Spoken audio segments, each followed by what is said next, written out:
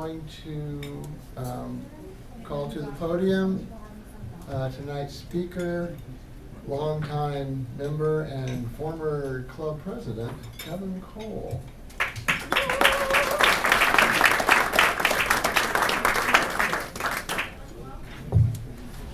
Good evening. I'm delighted to be here. Can you hear me all right? Okay. The text looks like it's the right size. I think this is going to work. My title is Which Side Are You On? My son teaches health education and sex education in middle schools and high schools. He also runs workshops to train other teachers and develop curriculum. Although his workplace is the public school, since 2018 his employer has been Planned Parenthood on their education side. He finds the work fulfilling. However, the pay is only okay, and the job carries certain stresses. Working with middle school kids can be exhausting, and they sometimes emit toxic hormones. During COVID-19, the teaching shifted to online with Zoom, and the learning curve was stressful. Then later, the decision to return to the classroom seemed to be based on politics, not science. Some students were masked, and some were not. Some students were vaccinated, and some were not. It was not clear if it was safe. All these stresses contributed to a turnover problem, and of course, staffing shortages are another source of stress. An unfilled position means that somebody has to do extra work to cover the gap. Several times my son trained someone and brought them up to speed, but at their first performance evaluation, when their hard work brought only a tiny pay raise, some of them left for another job. About 3 years ago, my son was at a social event among his coworkers, and they were grousing about their jobs as people do. One person asked what could be done to get Planned Parenthood to address their complaints. Someone else said, maybe we should start a union. Handout time. The topic of my paper is unions in the workplace. My focus is my son's experience in seeking to organize a union at the North Central States unit of Planned Parenthood, which serves a 5-state area including Nebraska. My title, Which Side Are You On?, comes from a union song written in 1931 about coal miners in Harlan County, Kentucky. To give you some background on unions, let's look at coal miners in Kentucky in 1931. At this time, a coal mine was a terrible place to work, with dangerous conditions, long hours, low pay, no sick pay, no health benefits, and no retirement pension. In 1931, the Great Depression was deepening. Unemployment was approaching 25%, and the price of coal was falling. In response, the mine owners cut salaries by 10%. To ask for better conditions and better pay, the mine workers began to organize a union. After the mine owner made it clear they would not negotiate with the union, the miners called a strike. It lasted for weeks, then for months. On one side were union men made desperate by the long strike, and on the other side were gun thugs hired by the mine owner.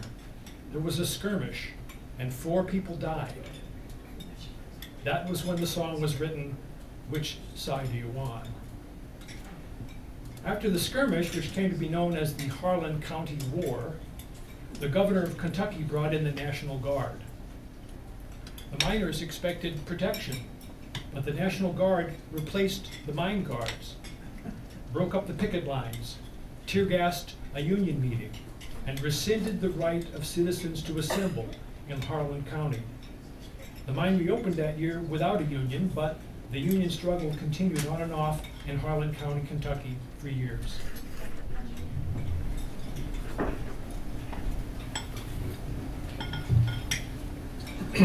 As part of his New Deal, President Franklin Roosevelt wanted a law to provide for fair treatment of unions. Business leaders had no love for unions, so there was fierce lobbying against this law. But political leaders remembered the Russian Revolution, which took place less than 20 years before in 1917. They worried that if business leaders continued to put down the union movement with deadly force, there was a real possibility of a worker revolution in the United States. In 1935, the National Labor Relations Act was passed, which required that companies negotiate with unions and treat them fairly. The National Labor Relations Board was created to protect workers' rights to organize and provide enforcement of the law as well. There were limitations in this law. One was that agricultural workers and domestic workers were excluded. This was to appease Southern lawmakers who did not want the black and brown people that usually work these jobs to have a say in the workplace. Also excluded were government employees. Union membership in the private sector rose rapidly in the 1930s and 1940s and peaked in the 1950s at about 30% of those eligible. Over these years, the union movement transformed mine work and factory work with safer working conditions, the 40-hour week, overtime pay, retirement benefits, and health benefits. In 1962, the right to join unions was extended to government workers through an executive order by President Kennedy, and this produced a second rise in union membership during the 1960s. I had some personal experience with union people during my first job out of college at the John Deere Product Engineering Center in Iowa. I worked on product development for hydraulic power steering. I was on salary and therefore not union myself, but the technicians in the experimental shop were United Auto Workers, UAW. I was told by my boss not to touch anything in the shop. It was a union shop. I worked at a drafting board. This was before computer-aided drafting. I would draw up the valves and hydraulic lines needed for a test, and I would take them to the experimental shop. I was not raised on a farm, so I had so much to learn about tractors and about shop practice in general. So I would stop by the shop when my parts were being machined or installed or tested on a tractor. After a few weeks of me watching and asking questions with my hands in my pockets, the technician might say, "Hand me that wrench," or "Go start the engine so I can check for leaks."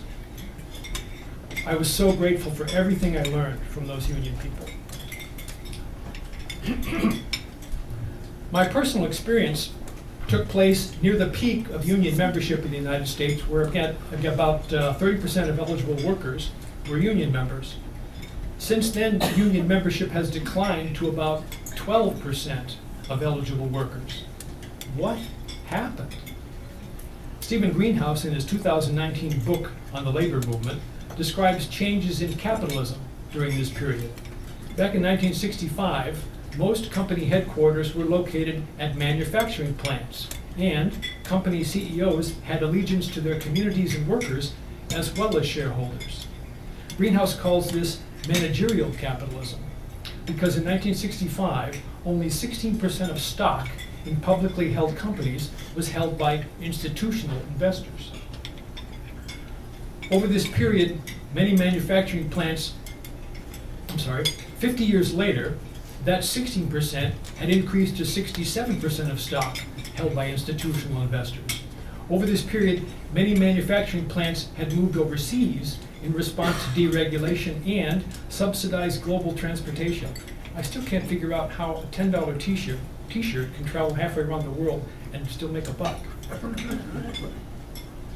Corporate CEOs shifted their allegiance to shareholders at the expense of U.S. communities and U.S. workers.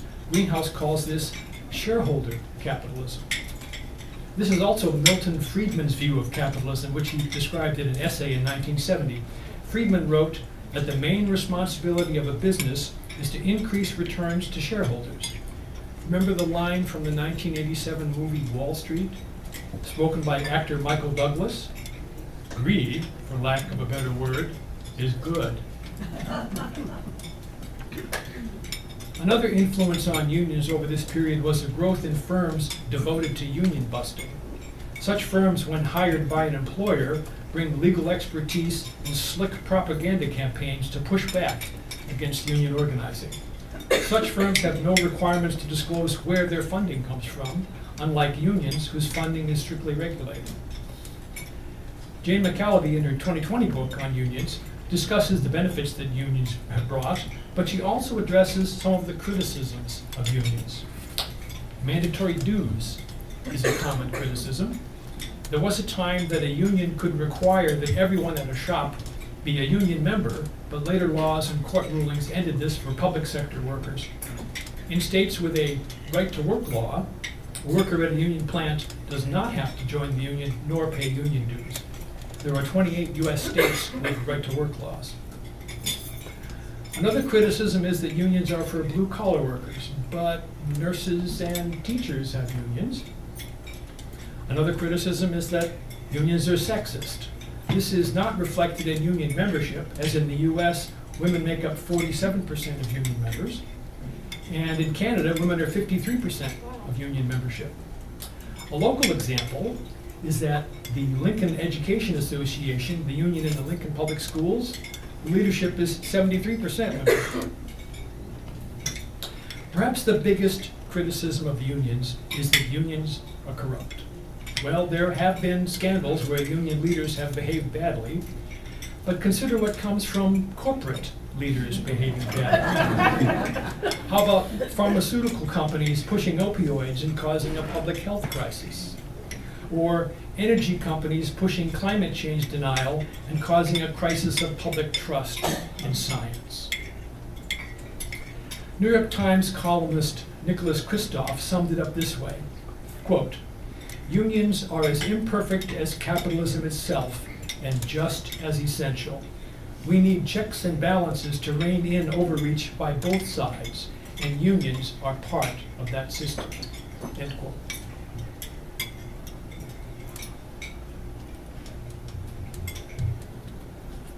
Let's go back to my son's story at Planned Parenthood. He and his co-workers wanted to form a union, but exactly how does one do that?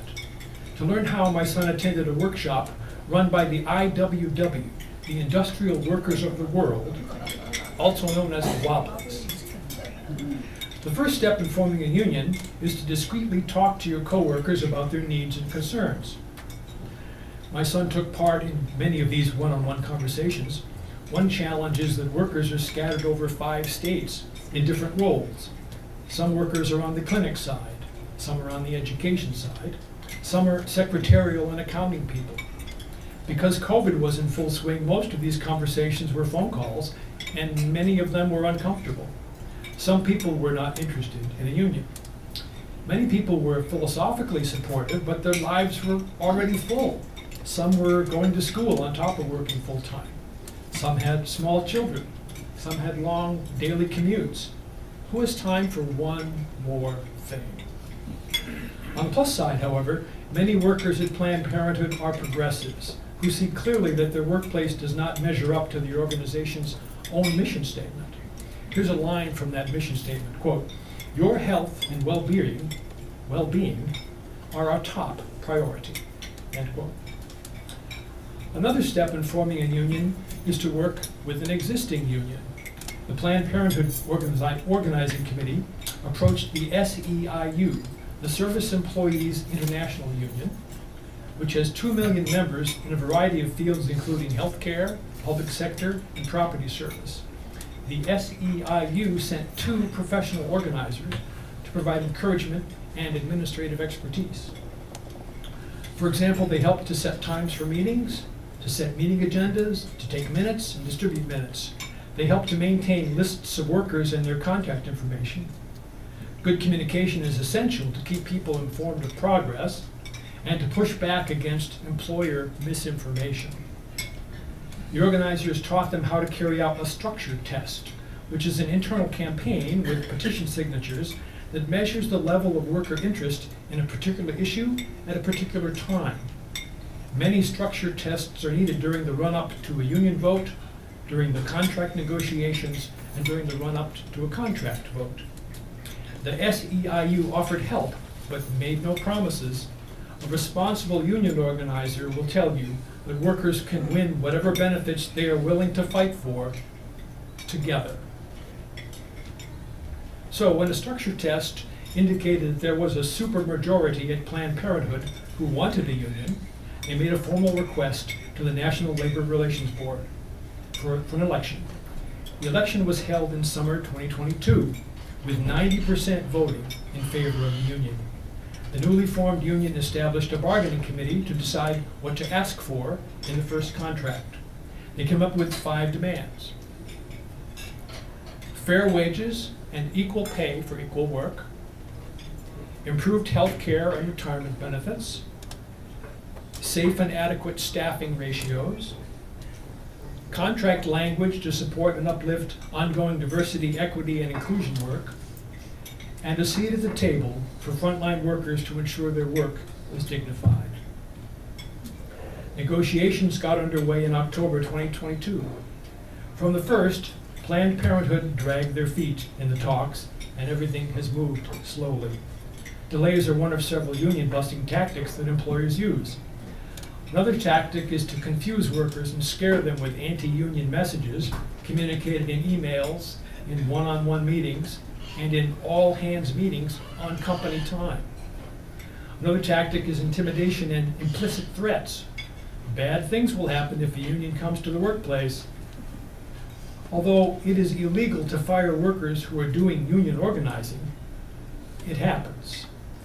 The only recourse for the person that has been fired is to sue, which can take months or years to be decided.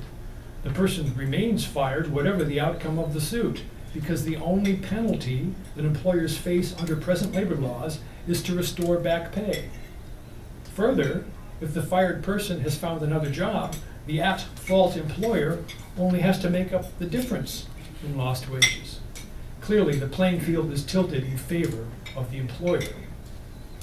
In spring 2023, last spring, Planned Parenthood fired 2 members of the organizing committee. The bargaining committee, supposedly for poor job performance. In addition, 20 other employees were told they were on final notice. That is, their job performance was judged to be marginal, so that one more infraction of any kind and they too would be fired. This had a chilling effect on worker morale. Some workers started looking for other jobs, and several have gone to work elsewhere. In the past year, employee turnover was 44%. What are the chances that these negotiations will result in a first contract? Stanford Business School did a study of the success rate of unions covering the years 1999 to 2004. In this period, there were about 22,000 petitions to form a union. Of these, 2/3 resulted in an election. When elections were held, about half successfully created a union. Of those that formed a union and sought a contract, about half negotiated a first contract. Overall, from a petition to form a union to a signed first contract, the success rate was about 20%, 1 in 5. This is a dark picture, but that study is 20 years out of date. The picture is brighter for unions today for several reasons. Corporate profits are up, so the argument, we can't afford that, doesn't hold water. The public's view of large corporations has become more negative and, regarding unions, more positive. And the employment rate is at historic lows, so that unhappy workers can go elsewhere and they are difficult to replace. These conditions have contributed to some recent union successes. Here's an example. Last August, the Teamsters Union ratified a new contract with United Parcel Service for historically higher wages, an end to forced overtime, and a commitment that newly purchased trucks will have in-cab air conditioning. You've seen those folks delivering in the summertime. No air conditioning. Holy mackerel. There was no strike involved because the Teamsters flexed their muscles through highly visible large gatherings that they called practice pickets. These were attended by UPS workers, by workers from other unions, and by community members. Their slogan on their signs read, "Just practicing for a just contract." Here's another example. In October of this year, 85,000 healthcare workers at Kaiser Permanente held a 3-day strike, after which they got a new contract.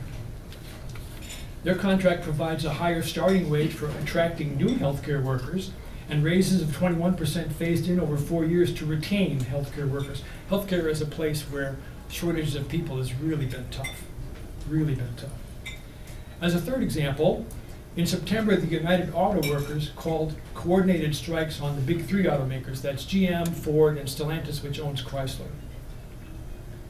After 6 weeks of expanding strikes, tentative agreements were reached and later ratified.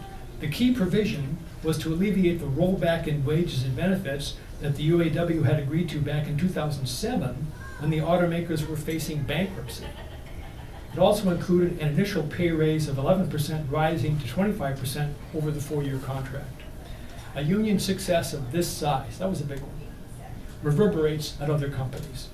Just days after the UAW settlement, Toyota announced that wages at its non-union US plants would rise by 9% starting in January.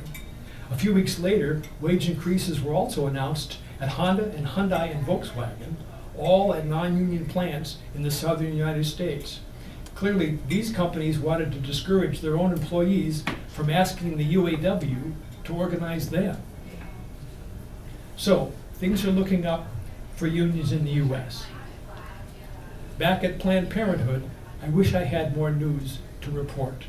Negotiations are still ongoing, more than a year after the union was voted in. The present offer by Planned Parenthood is for a 2% wage increase, which is far below inflation. I remain hopeful that Planned Parenthood will continue to bargain and that an agreement can be reached with the union. This affects my son, of course, and this affects communities in 5 states, including Nebraska, as Planned Parenthood has clinics in Lincoln and Omaha, and they offer telehealth services all across the state. You might ask my son how you can help. Now, I'm going to wrap up this meeting in the traditional way with a union song.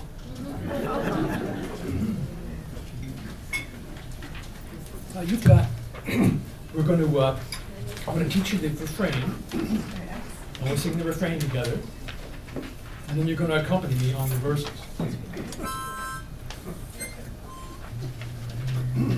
So everything is, this is a 4/4, this is a march, all right? It's a determined march, and it's kind of raw and direct. Here's how the refrain goes. Which side are you on? Which side are you on? Which side are you on? Which side are you on? So we'll try that. It's in 4. So 1, 2, breathe, go. Which side are you on? Which side are you on? Which side are you on? Which side are you on? Excellent. When we come to the refrain, please join together on that. Now, I thought about bringing my mountain dulcimer so I can play along. Now, what a dulcimer can be used for is adding a drone. So I want you folks to add a drone to the song. So these 3 tables, you're going to be the low note in the drone. And the drone goes like this. You need to have a good breath and a good attack. I want it like this.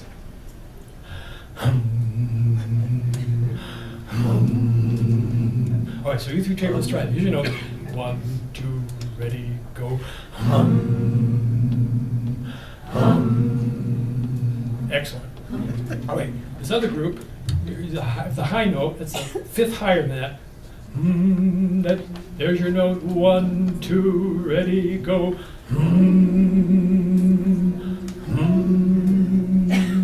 now we have to try it together. 1, 2, breathe, go.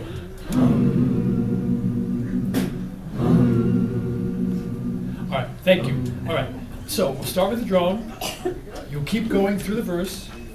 I'll bring you in. Please join me on the refrain. And then after the refrain, it's right back to the drone for the next verse.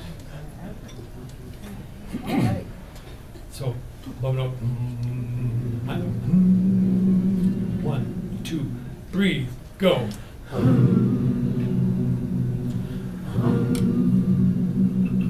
Come all of you good workers, good news to you I'll tell of how that dear old union has come in here to dwell. Which side are you on? Which side are you on? Which side are you on? Oh, which side are you on?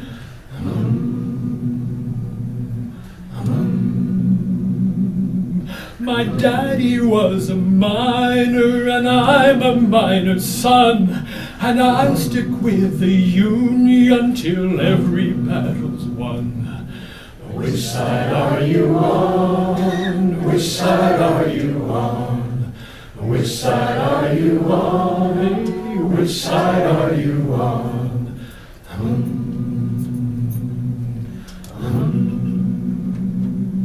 They say in Harlan County there are no neutrals there. You'll either be a Union man or a thug for J.H. Blair. Which side are you on? Which side are you on? Which side are you on? Hey, which side are you on?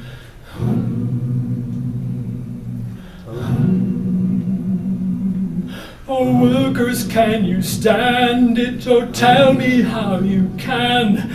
Will you be a lousy scab or will you be a man? Which side are you on? Which side are you on? Which side are you on? Which side are you on?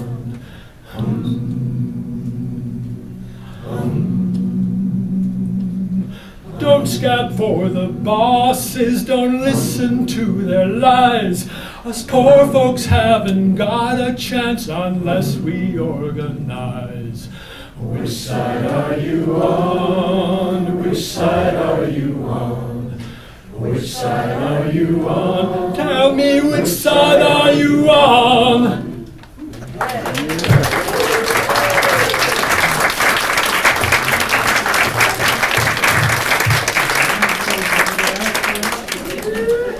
Happy to take questions.